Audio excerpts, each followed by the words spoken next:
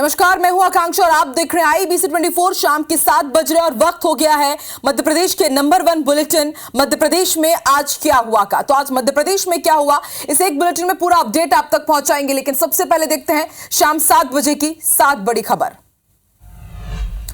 तो आज बुलेटिन में सबसे पहले आपको बताएंगे कि आखिर किसने कहां पर दीवार में एक बुजुर्ग को दफन कर दिया, आखिर किसने ये करतूत की है। इसके साथ ही आपको बताएंगे नाबालिग से वोट डलवाना किसे भारी पड़ा है, किसके खिलाफ FIR दर्ज की गई है, और एक और गुत्थी सुलझेगी कि आखिर SI को कैसे गोली लगी है, किसने फायरिंग की है। इस पूरे मामले का भी खुलासा होगा। और चौथे चरण के रण में अब कौन से दिग्गज चुनावी मैदान पर जुटे हुए हैं, इसका अपडेट भी आपको बताएंगे। और नोटा पर घमासान छिड़ा हुआ है और अब इसी बीच इंदौर में नोटा वाली चाय की एंट्री हुई है।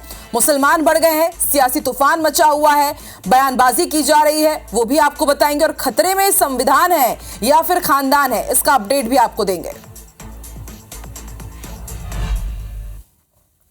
और चलिए इन तमाम खबरों को आपको विस्तार से बताते हैं। तो श्योपुर में कलयुगी बेटे की दिल दहला देने वाली करतूत सामने आई, जहां गोद लिए बेटे ने अपनी ही मां का कत्ल कर शव को घर के ही दीवार में चुनवा दिया। घटना को छुपाने के लिए वो थाना पहुंचा, गुमशुदगी की रिपोर्ट दर्ज कराई। तो आखिर कैसे हुआ मामले का खुलासा और क्यों उसने अपनी मां को मौत के घाट उतारा, देखिए इस रिपोर्ट में।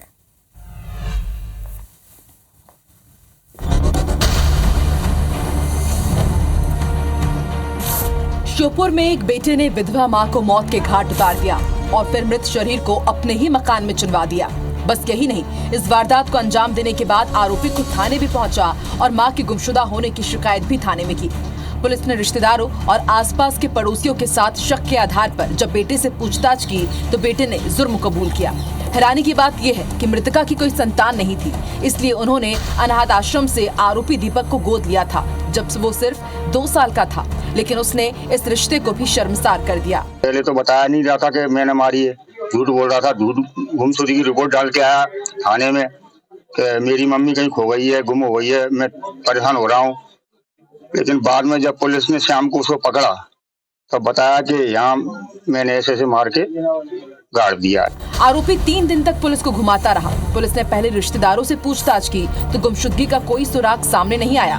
उसके बाद पुलिस ने शक के आधार पर बेटे से पूछताछ की तो उसने अपना जुर्म कबूल कर लिया। अपनी घिनौनी करतूत के बारे में उसने पुलिस को बताया। पुलिस उसके बाद आरोपी बेटे को मकान लेकर पहुंची। मकान के फर्श को खोद कर देखा तो बेटे ने मां को जमीन में दफना दिया था। पुलिस ने शव को निकालकर मामले का खुलासा किया और आरोपी बेटे को हिरासत में लिया। इस संबंध में और पूछताछ चल रही है। संभवतः जो अभी जो जानकारी है उसके हिसाब से उसने बेटे ने अपने मां को सर पे मारा है या किसी चीज से। उसके बारे में अपन जानकारी प्राप्त कर रहे हैं और घटनास्थल के आसपास से मुआयना करके अपन आगे की जो कार्रवाई है विधिवत वैधानिक को करें। फिलहाल पुलिस ने मकान की दीवार को खोदकर शव को निकाल लिया है और पोस्टमार्टम के लिए जिला अस्पताल भेज दिया है। पुलिस की माने तो आरोपी दीपक को शेयर बाजार और सट्टे की लत लग गई थी और उसने पैसों के लिए ये सब किया है।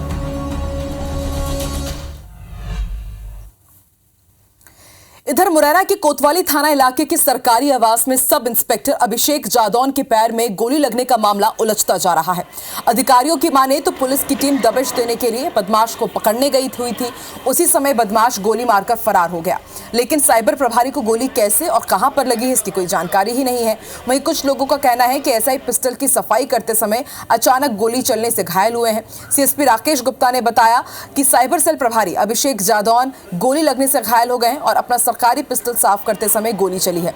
घायल अभिषेक जादौन को इलाज के लिए ग्वालियर रेफर किया गया है। पुलिस मामले की जांच कर रही है। ये अपने शासकीय आवास पर थे और वहाँ पर अपनी शासकीय पिस्टल जो इशू हुई है उसको साफ कर रहे थे। उसमें कहीं राउंड फंसा रह गया था जो अचानक चल जाने से उनके पैर में गोली लगी है और अभी इलाज के लिए ग्वालियर रेफर हो गए हैं। मामला अभी जांच में है। इधर भोपाल में जिला पंचायत सदस्य के अपने नाबालिग बेटे से वोट डलवाने और फिर उसका वीडियो बनाकर शेयर करने के मामले में कलेक्टर ने संज्ञान लिया है। कलेक्टर के निर्देश पर जिला पंचायत सदस्य विनय मैहर के खिलाफ FIR दर्ज कर ली गई है। वहीं पीठासीन अधिकारी संदीप सैनी समेत पूरे ही पोलिंग पार्टी को सस्पेंड कर दिया गया है।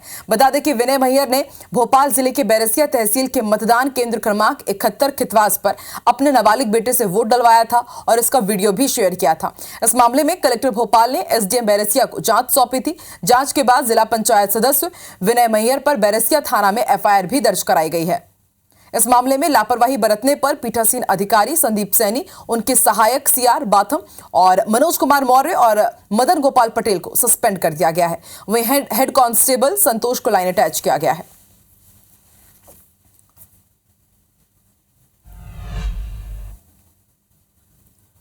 और पीएम आर्थिक सलाहकार परिषद की रिपोर्ट पर सियासी घमासान बढ़ा हुआ है और अब यह मध्य प्रदेश तक जा पहुंचा है। प्रदेश के पूर्व मंत्री पीसी शर्मा ने कहा कि बीजेपी की जमीन चुनाव में खिसक रही है, लिहाजा बीच चुनाव के दौरान ये रिपोर्ट जारी की गई है। वहीं बीजेपी के प्रदेश मंत्री रजनीश अग्रवाल ने कहा है कि जब जब इस तरह की सच्चाई सामने आती है, कांग्रेस मुंह मोड़ने का काम करती है।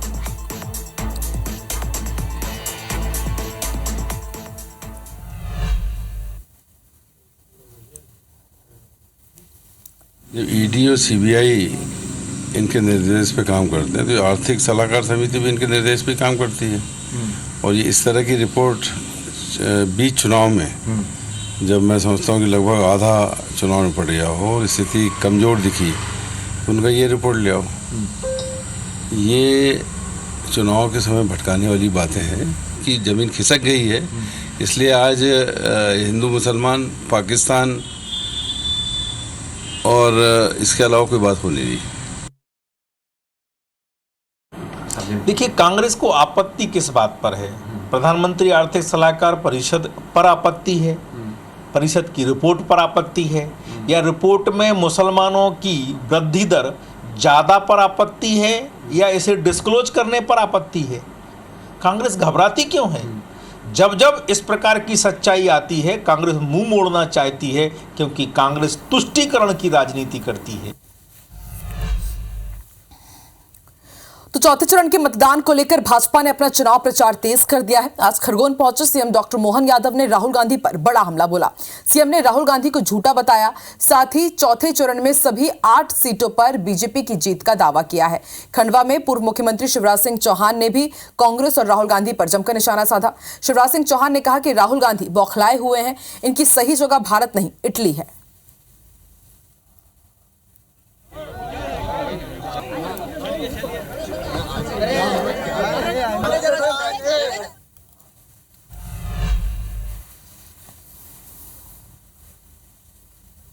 राहुल गांधी पे झूठ बोलने वाली बात पे आपने है झूठा तो झूठ बोलेगा, नहीं तो कहाँ जाएगा? है झूठा तो झूठ बोलेगा, नहीं तो कहाँ जाएगा? है झूठा तो झूठ बोलेगा, नहीं तो कहाँ जाएगा?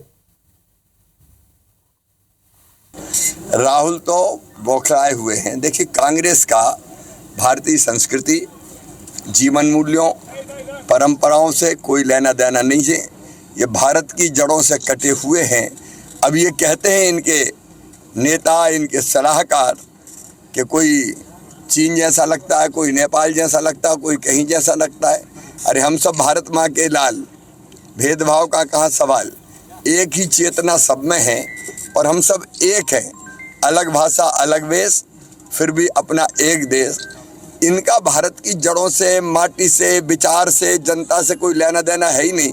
ये तो विदेशी विचारों से प्रभावित होकर काम करते हैं। इनकी सही जगह भारत नहीं है, इटली है। सीएम डॉक्टर मोहन यादव ने बड़वानी जिले में निवाली और पार्टी में आम सभा को संबोधित किया। यहां उन्होंने जनता से भाजपा प्रत्याशी गजेंद्र पटेल को वोट देकर प्रधानमंत्री नरेंद्र मोदी को फिर से प्रधानमंत्री बनाए जाने की अपील की। वहीं उनके निशाने पर विपक्ष और गांधी परिवार भी रहा। उन्होंने विपक्ष में निशाना साधते हुए कहा कि विपक्ष के नेता या तो बेल पर है या फिर जेल में है। इसके साथ ही उन्होंने कांग्रेस के संविधान और आरक्षण खत्म किए जाने की बात को निराधार और झूठा बताया और कहा कि संविधान खतरे में नहीं है, बल्कि ये खानदान खतरे में है, जिन्होंने इस देश को अपनी जागीर समझ रखा है। वहीं जीतू पटवारी के इमरती देवी पर दिए गए बयान पर उन्होंने कहा कि सारे कांग्रेसियों के दिमाग में गंदगी भरी हुई है। तीर कमान निवाली और जनपद पंचायत निवाली के अध्यक्ष महोदय भी तीर कमान भेंट कर स्वागत। और इधर इंदौर में बीजेपी कांग्रेस के बीच अब नोटा को लेकर जुबानी जंग तेज हो गई है। अक्षय कांति बम के कांग्रेस प्रत्याशी के तौर पर नाम वापस लेने के बाद कांग्रेस ने नोटा को समर्थन दिया है। कांग्रेस कार्यकर्ता अभियान चलाकर इंदौर में दुकानदारों के बीच पहुंच रहे हैं और अब उन्हें नोटा चाय पिलाकर समर्थन मांग रहे हैं। इसके जवाब में बीजेपी ने भी मोर्चा संभाला हुआ है। कांग्रेस के संभागीय प्रवक्ता विवेक खंडेलवाल का कहना है कि जिस प्रकार से इंदौर के साथ छल हुआ है उसके बाद बीजेपी को हराने के लिए नोटा जरूरी है। इसके जवाब में बीजेपी के प्रदेश सह मीडिया प्रभारी दीपक जैन का कहना है कि कांग्रेस का नोटा का प्रचार लोकतांत्रिक व्यवस्था के लिए ठीक नहीं है। हमने व्यापारिक क्षेत्रों में गए हैं और वहाँ पर हमने जाकर नोटा चाय आम व्यापारियों को पिलाई है और उनसे निवेदन करा, जिस तरह भारतीय जनता पार्टी ने लोकतंत्र की हत्या करी है, जिस तरह इंदौर का नाम बदनाम करा है, जिस तरह राजनीतिक माफियाओं ने हमारे प्रत्याशी का अपहरण करा है, उसका जवाब देने का आपके पास सबसे उचित और सही का माध्यम अगर है तो वो नोटा पर मतदान करना ही है। देखिए, कांग्रेस का मुझे लगता है कि एक जो मानसिक संतुलन है कहीं ना कहीं बिगड़ गया है और मुझे लगता है कि कहीं ना कहीं ये एक लोकतंत्र के साथ भी खिलवाड़ करने का प्रयास कांग्रेस के द्वारा किया जा रहा है। एक स्वस्थ लोकतंत्र की परंपरा को जीवित रखने के लिए, देश के विकास और प्रगति के लिए, हमारे शहर और विकास की प्रगति के लिए जनप्रतिनिधि होना बहुत आवश्यक है। तो दौर में कांग्रेस नोटा को वोट देने की मुहिम चला रही है। बैनर पोस्टर के जरिए कांग्रेस मतदाताओं से भी अपील कर रही है कि बीजेपी को वोट देने की बजाय नोटा को वोट करें।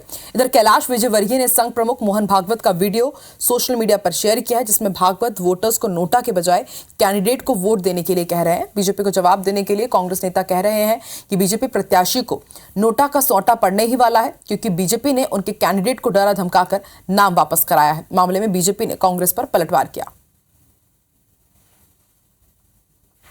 इस पूरे चुनाव में इनका दो ही है कि डराओ धमकाओ या खरीद लो। जनता निर्णय लेगी और निश्चित तौर पर ये मान के चलिए कि नोटा के वोट जाना आने वाले हैं। ये नोटा का सोटा ये भारतीय जनता पार्टी पे सही पड़ेगा। बहुत दुर्भाग्यजनक है कि कांग्रेस जैसा राजनीतिक दल जो अपने आप को सबसे पुराना दल बताता है और लोकतंत्र के इस महायज्ञ में वो कहे कि किसी दल को वोट मत करना, तो उसके मानसिक दिवालियापन को समझा जा सकता है, उसकी सोच को समझा जा सकता है कि उसकी नेतृत्वहीनता किस कदर हावी हो गई है।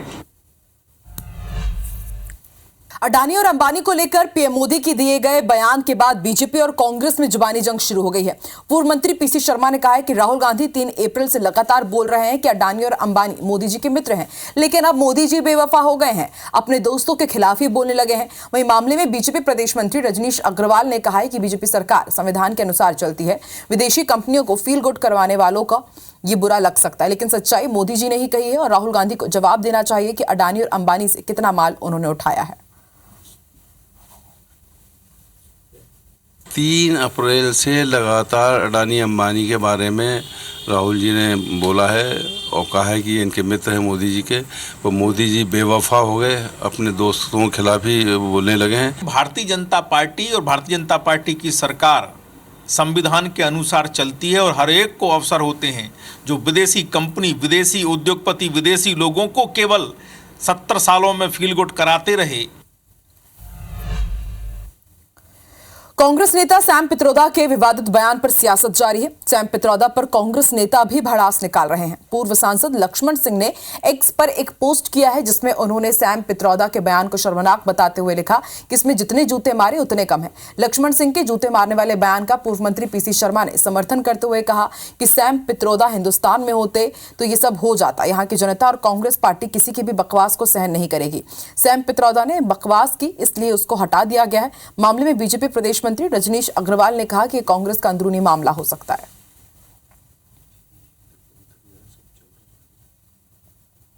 अब हिंदुस्तान में होता तो ये भी सब हो जाता, पर यहाँ की जनता और कांग्रेस पार्टी किसी भी बकवास को सहन नहीं करेगी। बकवास की, इसलिए उसको हटा दिया।